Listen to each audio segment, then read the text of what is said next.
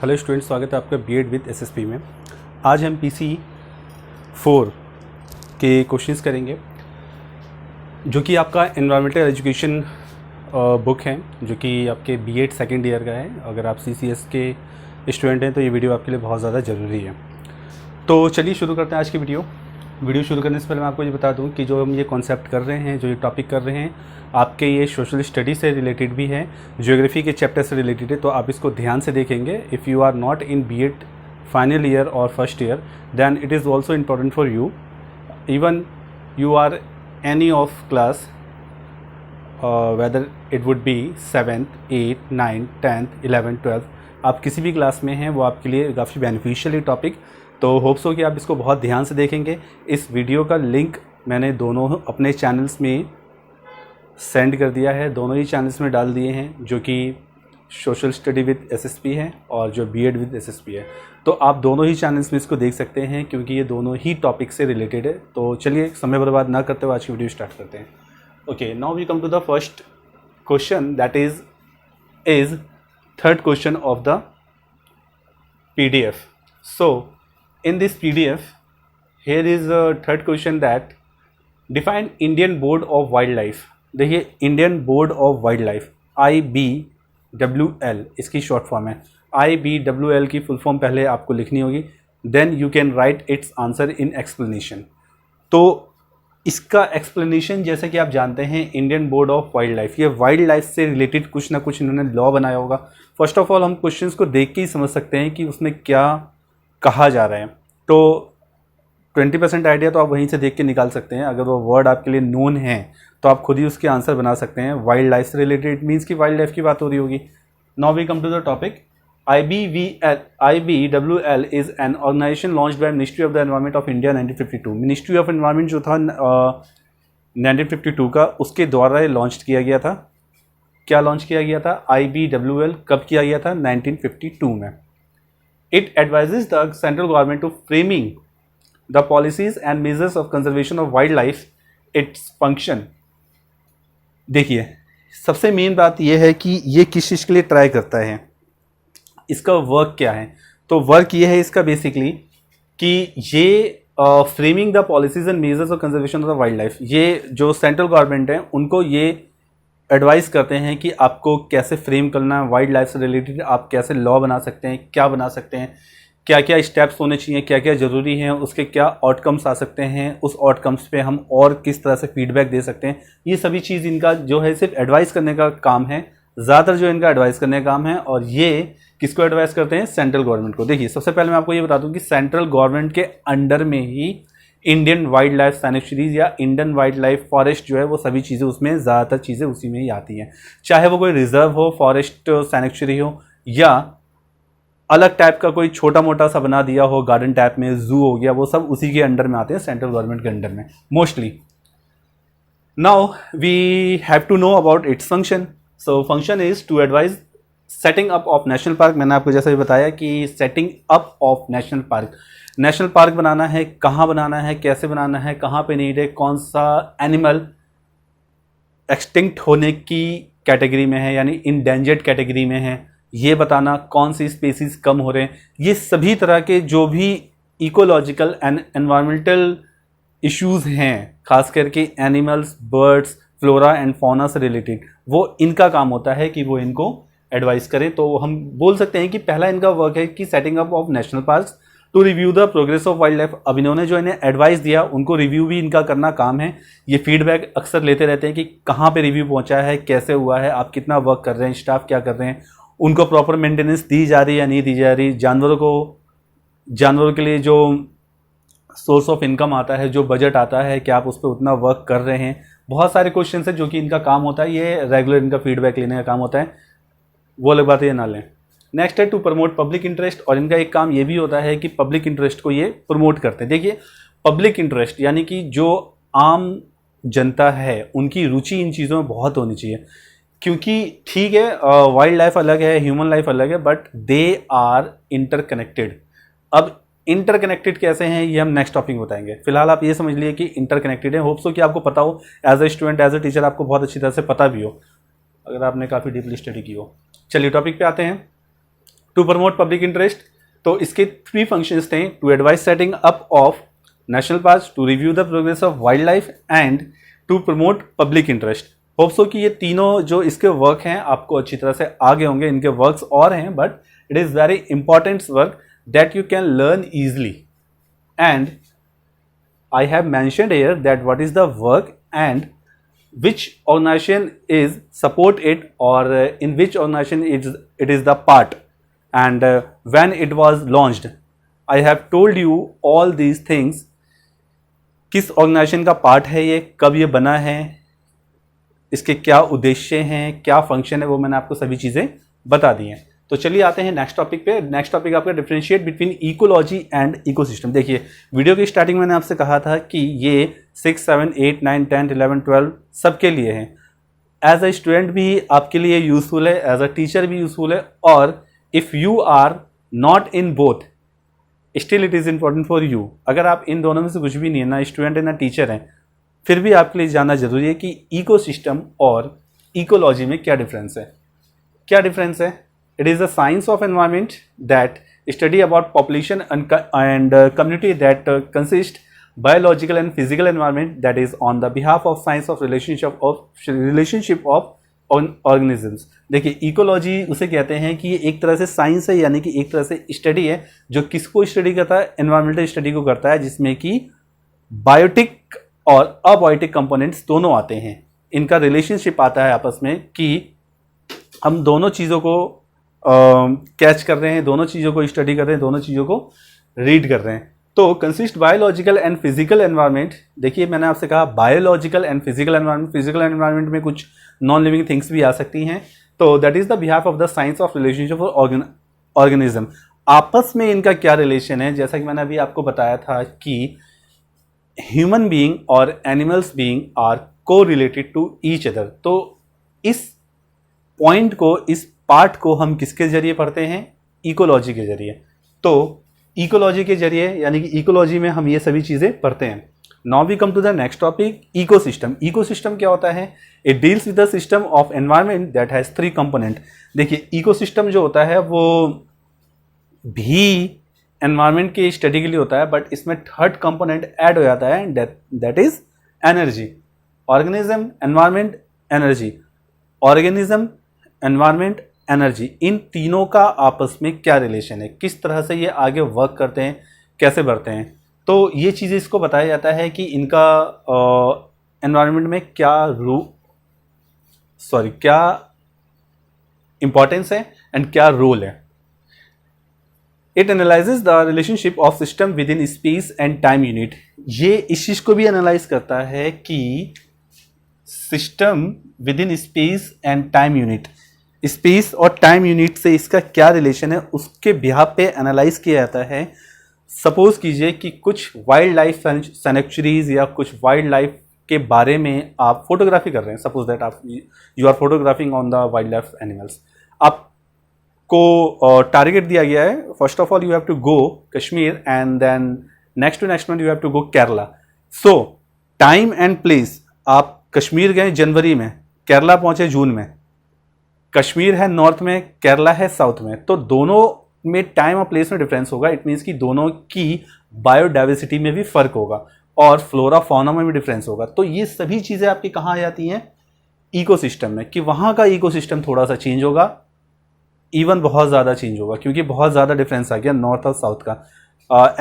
As we know that from Kashmir to Kanyakumari distance about 3209 kilometer. तो इतने distance में बहुत ज़्यादा प्रॉब्लम कुछ ना कुछ आ जाती है, और लैंग्वेज की तो खैर आती है। मैं आपको फिर से यहाँ पे डिस्टेंस लिख दूँ, आपके लिए बेनिफिट रहेगा। K टू K कर रहा हूँ, आप समझ जाइएगा। कश्मीर टू कन्याकुमारी 3209 किलोमीटर ये अबाउट है। ये थोड़ा सा इसके आसपास मैंने आपको बता दिया है। और मैं आपको ये भी बता दूँ कि ये हो गया आपका अरुणाचल प्रदेश टू गुजरात कह सकते हैं या पोरबंदर कह सकते हैं।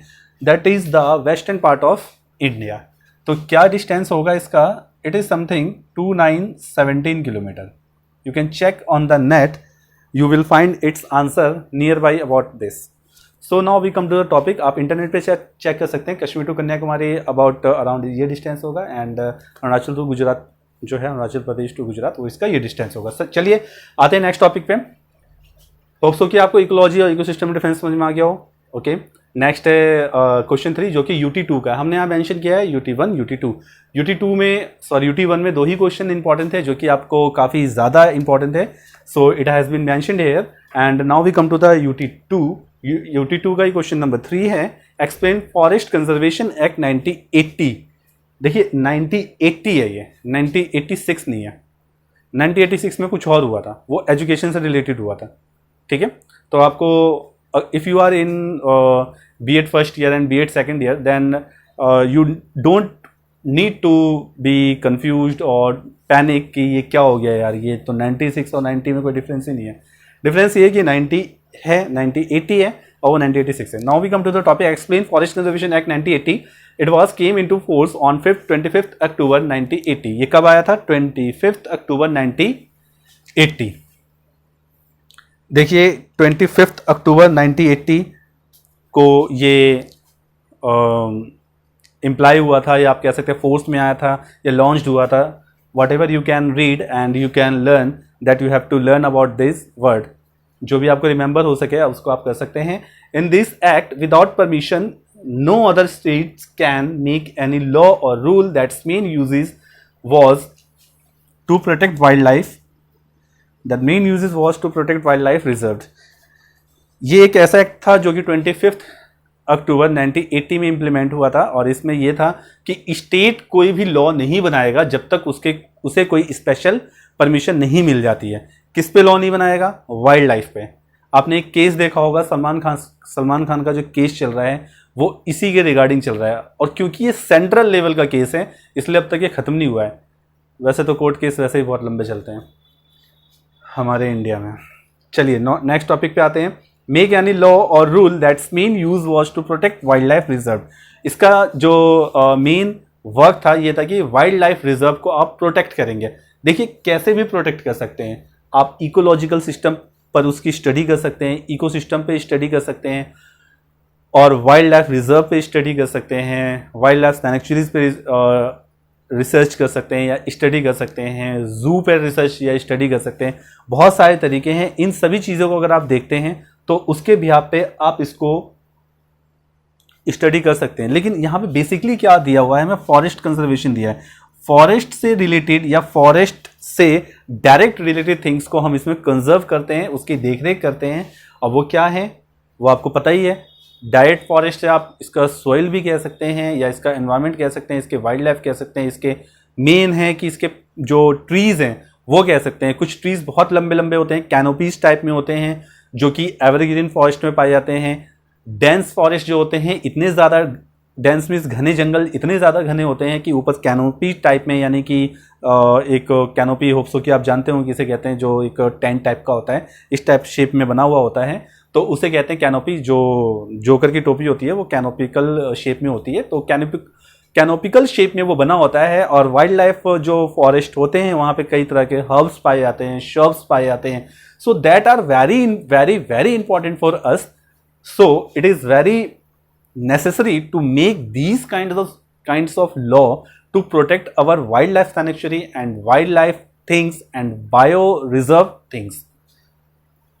ये बनना बहुत ज़रूरी था. अच्छा हुआ कि ये कानून बना है ताकि हमें हमारे जो जंगल से उनको प्रोटेक्ट किया जाए, जो प्लांट्स हैं उनको प्रोटेक्ट किया जाए, जो ट्रीज़ हैं उनको प्रोटेक्ट किया जाए. ये बहुत ज़्यादा ज़रूरी था. देखिए अब इसके इंपॉर्टेंस देख लेते हैं. पहला तो मैंने आपको इंपॉर्टेंस क्या बता दिया कि ये हमारे ह्यूमन लाइफ और animal life are interlinked to each other.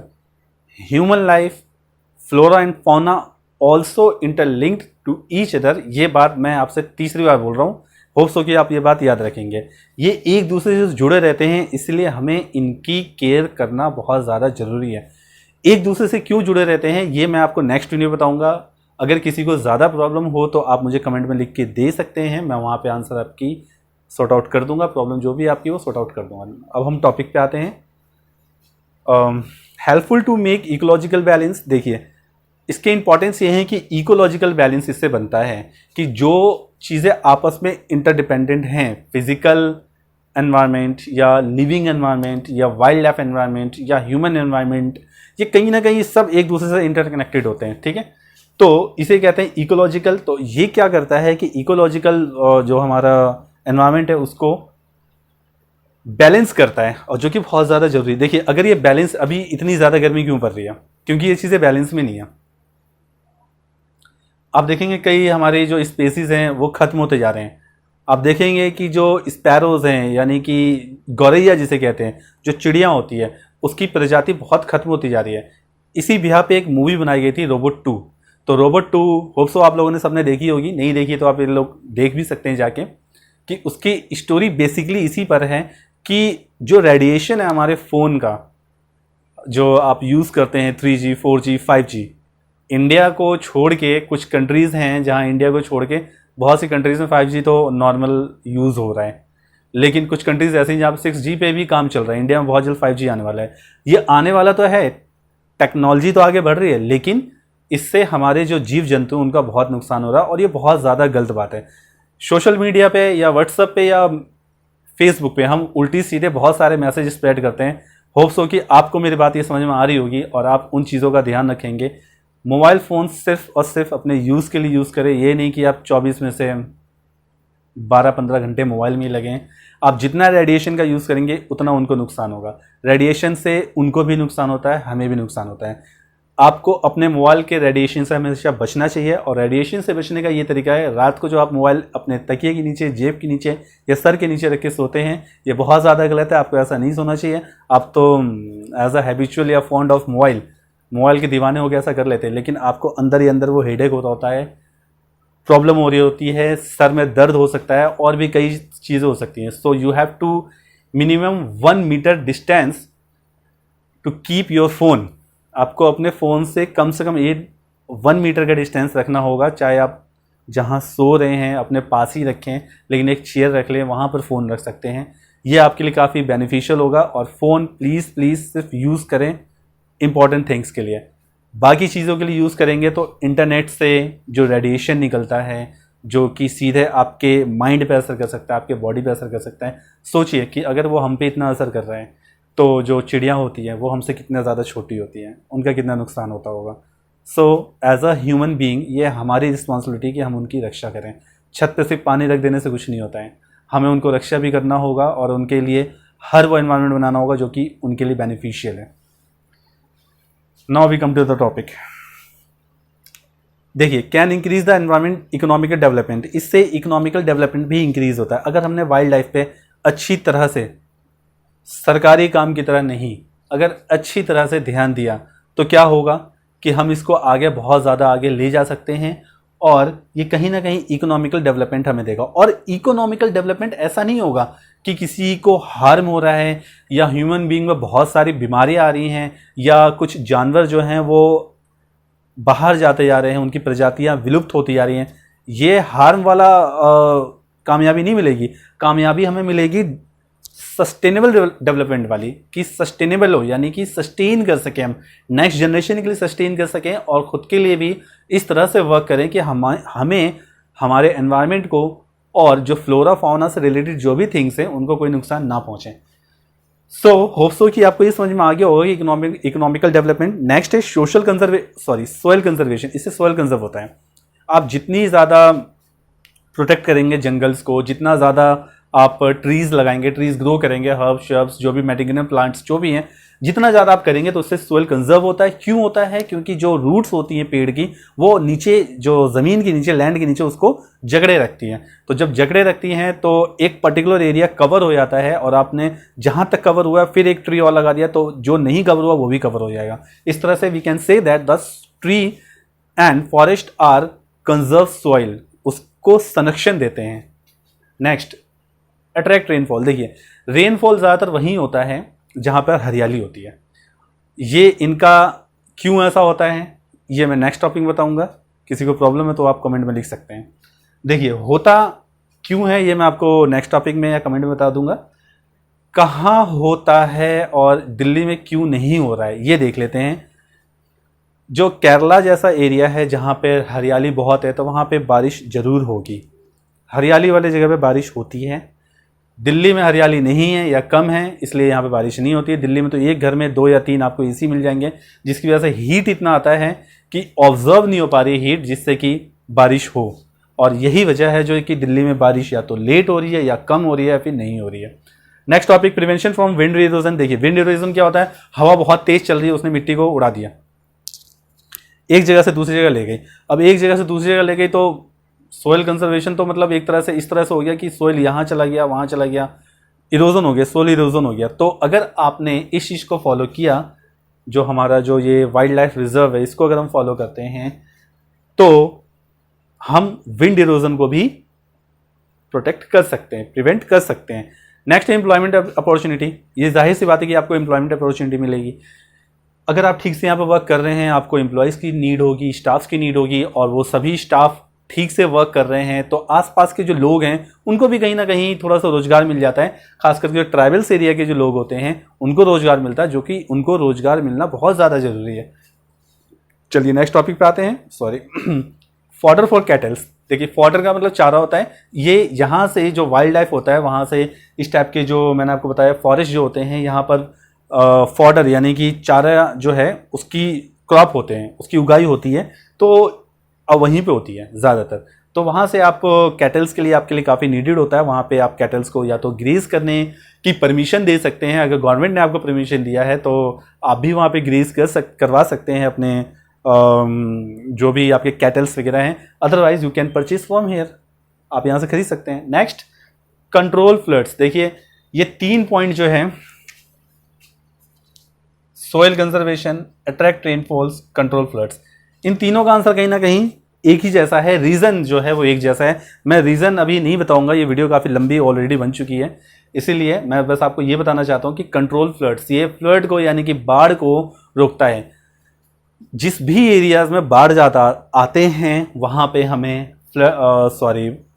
Afforestation करना चाहिए, पेड़ लगाना चाहिए, क्योंकि पेड़ जो होते हैं वो बाढ़ के पानी को रोकते हैं। कैसे रोकते हैं, क्यों रोकते हैं, कब रोकते हैं, वो हम नेक्स्ट टॉपिक में डिस्कस करेंगे। फिलहाल आपको ये पता होना चाहिए कि अगर हमें बाढ़ को रोकना है तो पेड़ लगाने होंगे। और भी फ़ायदे हैं अफॉरेस्टेशन यानी पेड़ लगाने के। बिहार में अक्सर बाढ़ आते हैं, असम में अक्सर फ्लडेड एरिया है वहाँ भी आते हैं। पता नहीं वहाँ की गवर्नमेंट क्या करती है और क्यों नहीं करती है। उनको ये सब करना चाहिए, बहुत जल्दी करना चाहिए, अदरवाइज बहुत प्रॉब्लम हो सकती है आगे चल के। नेक्स्ट, होप सो कि आपको ये टॉपिक क्लियर होगा। हम इस पर फिर से आते हैं इसको डिफाइन करने के लिए। इसको एक बार रिवाइज कर लेते हैं कि define Indian board of wild life, right, its function. IBVL क्या होता है? सो IBVL means Indian board of wild life is an organization launched by Ministry of Wildlife Conservation। जो ministry of wild life conservation है या environmental है, वो environment of India 1952 के under में आता था। यानी कि ये जो आपका wild life Indian board of wild life है, ये किसके अंडर में आता है? एनवायरमेंट ऑफ इंडिया 1952 के अंडर में आता है। डेट आप लोग याद जरूर रखेंगे, ठीक है, होप सो कि आपको याद रहेगा। और इसके एक्चुअल में इसका क्या था कि एडवाइस करता है सेंट्रल गवर्नमेंट को कि आपको क्या करना चाहिए, कैसे करना चाहिए, कहाँ इंप्लीमेंट करना चाहिए, बायो रिजर्व के लिए क्या करना चाहिए, या कहाँ पे आपको कंजर्व करना चाहिए, जो बायो रिजर्व जो लाइफ होती है, फ्लोरा कहाँ पे कंजर्व करना चाहिए, फाउना कहाँ पे कंजर्व करना चाहिए, ये सभी चीज़ें बताते हैं। और इसका जो आप फंक्शन देख सकते हैं, to advise setting up of national parks, review the progress of wildlife, to promote public interest. देखिए पब्लिक इंटरेस्ट को प्रमोट करना बहुत जरूरी है। मुझे पता है जो मैं बोल रहा हूं वो हर किसी के पास पहुंच जाए इसकी कोई गारंटी नहीं है, और अगर हर किसी के पास पहुंच जाए तो उसके बाद समझ में आ जाए इसकी भी कोई गारंटी नहीं है। तो इसके लिए नीड किसी चीज़ होती है कि आप प्रमोट करें पब्लिक इंटरेस्ट को। प्रमोट मीन्स एडवर्टाइज कह सकते हैं। आपने देखा होगा बच्चन साहब जो हैं वो गुजरात के एड में आते हैं कि कभी तो गुजरात आइए, तो वो गुजरात के ब्रांड एम्बेसडर हैं। तो इस तरह से कहने मतलब ये है कि आप उसको एडवर्टाइज कर रहे हैं कि हाँ यार एक अच्छी चीज़ है और हमें ये चीज़ देखनी चाहिए। देखेंगे तभी आप समझेंगे कि उनकी भी लाइफ होती है, उनको भी हमें प्रोटेक्ट करना चाहिए और उनको भी जीने का अधिकार है। चलिए नेक्स्ट टॉपिक पे आते हैं, difference between ecology and ecosystem. Ecology एक साइंस ऑफ स्टडी होती है जो कि इनके बीच में एक रिलेशनशिप को ऑर्गेनाइज करती है या ऑब्जर्व करती है। And ecosystem deals with the system with the environment. There are 3 component. इसमें 3 कंपोनेंट्स आते हैं और ये कंपोनेंट है organism, environment and energy, energy means कि दोनों जो चीज़ें हैं आपस में किस तरह से वर्क कर रही हैं, कैसे आगे बढ़ रही हैं, फिजिकल कंपोनेंट इनका आगे कैसे बढ़ रहा है, और ये स्पेस और टाइम यूनिट को भी आपस में एनालाइज करते हैं, जैसे कि मैंने आपको केरला और कश्मीर का डिफरेंस बताया था। नेक्स्ट है forest conservation act 1980। Forest conservation act जो 1980 था वो 25 अक्टूबर 1980 में इम्प्लीमेंट हुआ था, जिसका जो मेन वर्क ये था कि कोई भी स्टेट अपना लॉ खुद नहीं बनाएगा जब तक उनको कोई ऊपर से परमिशन ना मिल जाए। और साथ में ये था कि कुछ इसके इंपॉर्टेंस दिए होते हैं, जैसे कि इकोलॉजिकल बैलेंस करता है, वो इकोनॉमिकल डेवलपमेंट के लिए हेल्पफुल है, फ्लड को रोकता है, फ्लड प्रिवेंशन होता है, सोइल इरोजन प्रिवेंशन होता है, सोइल को कंजर्व करता है, और फॉडर होता है किसके लिए, कैटल्स के लिए, एम्प्लॉयमेंट जनरेट करता है। So these are the importance of forest conservation act 1980। Hope so कि आपको ये वीडियो समझ में आई होगी, आपको सभी क्वेश्चन अच्छी तरह समझ में आ गए होंगे। ये जो भी क्वेश्चंस हैं इसका स्क्रीनशॉट मैंने आपको लिंक के जरिए डिस्क्रिप्शन में डाल दिया है, आप देख लीजिएगा। कहीं भी कुछ प्रॉब्लम आए तो आप पूछ सकते हैं, और साथ में जिस टॉपिक में से बनाए गए हैं जो हैंड रिटन जो क्वेश्चंस हैं वो भी इसके लिख दिए गए हैं, तो होप सो कि आप वो भी देख लेंगे अच्छी तरह से। तो मिलते हैं नेक्स्ट वीडियो में नेक्स्ट टॉपिक के साथ, तब तक पढ़ते रहिए। इसमें कोई भी प्रॉब्लम है तो मुझसे पूछ सकते हैं कमेंट में, और नेक्स्ट टॉपिक में हम इससे थोड़ा अलग टॉपिक में मिलेंगे नेक्स्ट वीडियो में। तब तक पढ़ते रहिए, अपना ख्याल रखिए, और किसी न किसी टॉपिक से कनेक्ट रहिए, और कोई भी प्रॉब्लम आए तो आप मुझसे पूछ सकते हैं कमेंट में। चलिए मिलते हैं नेक्स्ट टॉपिक नेक्स्ट वीडियो के साथ। Thank you.